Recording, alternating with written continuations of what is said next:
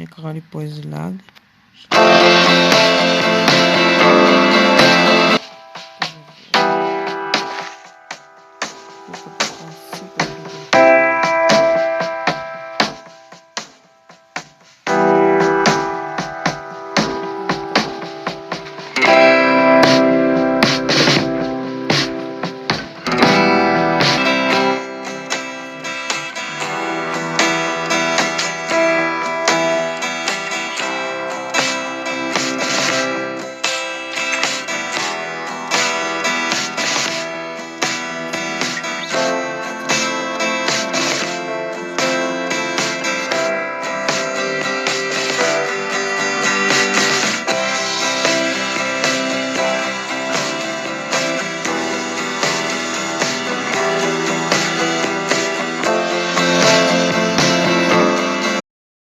סתם באים לבקר אותי ואני אעשה את זה באונליין, אז כאילו סתם זה הכניסה.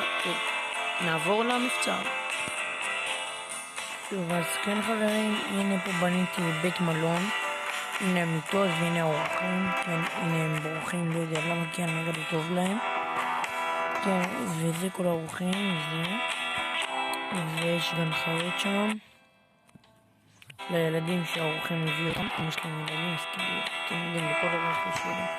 וזה גן חיות, יש פה מלא אנשים משוגעים שהם חלק מהחיות.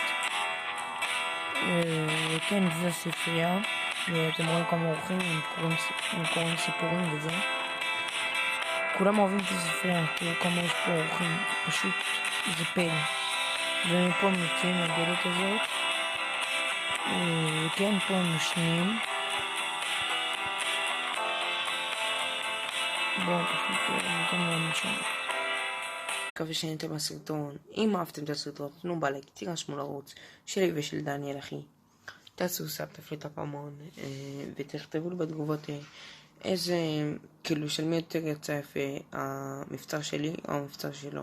לפי דעתי נראה לי ששלי, לא בגלל שזה שלי.